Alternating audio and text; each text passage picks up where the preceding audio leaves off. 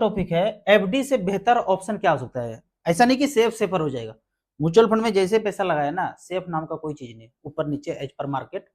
अगर शेयर में पैसा लगाया तो इक्विटी हो गया, उसके अनुसार मार्केट के ऊपर नीचे के अनुसार पैसा गिरेगा तो वैसा रिटर्न मिलेगा। अगर डेट में लगाया तो इंटरेस्ट रेट और भी फैक्टर है, उस पर निर्भर करता है, तो कुछ भी फिक्स नहीं है। फिर भी एफडी से बेहतर ऑप्शन म्यूचुअल फंड में बन सकता है।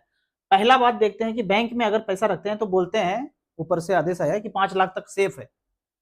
कल बोल दे कि कुछ भी सेफ नहीं है, अभी 5 लाख तक बोल रहे हैं। लेकिन इसमें आप देखेंगे ना कि बोलते हैं ना कोई बैंक खत्म हो गया, सुनते आए होंगे 40-50 साल में। डेट म्यूचुअल फंड का बात करते हैं। डेट म्यूचुअल फंड में अगर आप मान लेते कोई बैंक गया तो पूरा का पूरा चला गया, लेकिन डेट म्यूचुअल फंड जाने के लिए कितने डिवेंचर को, कितने कंपनी को जाना पड़ेगा, इसमें देखेंगे आप 50 से ज्यादा डिवेंचर कंपनी का पेपर बॉन्ड है।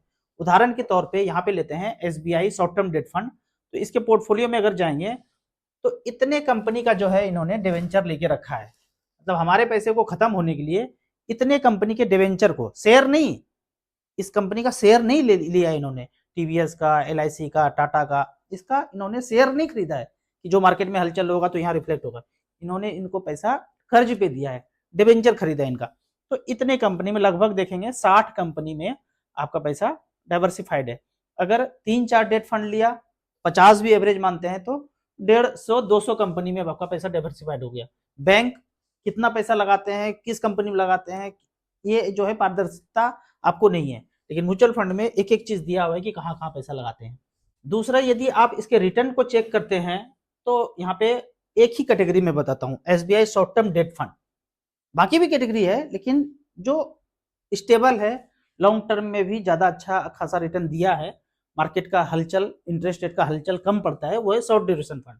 36 नंबर कैटेगरी में देखेंगे, पिछले 1 साल का अगर रिटर्न देखते हैं, 10 लाख रुपए वन टाइम लगाया, एएम वाइज आईसीआईसी शॉर्ट टर्म फंड 9% का रिटर्न दिया है, कोटक बॉन्ड ने 9% का रिटर्न दिया है। एवरेज अगर बात करें, टोटल सारे डेट फंड का अगर देखें, पिछले 1 साल का एवरेज रिटर्न 9.14% का एवरेज रिटर्न है 1 साल में।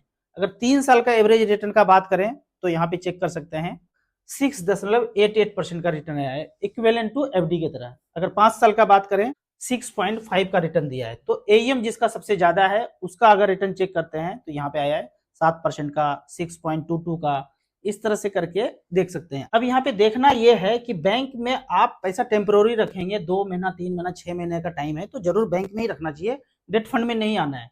निहायत ही जरूरी काम है, 2-3-6 महीना के अंदर होना है तो बैंक में आप रिडीम किए, पैसा बैंक में पड़ा हुआ है। लेकिन यदि आपके पास पता नहीं है कि कितना समय के लिए रखते हैं, तो ये है पार्ट 2 में आपको जाना है एसटीपी के ऑप्शन में। मोर देन 1 ईयर है और पता नहीं है कि कितने दिन तक पैसा रह सकता है,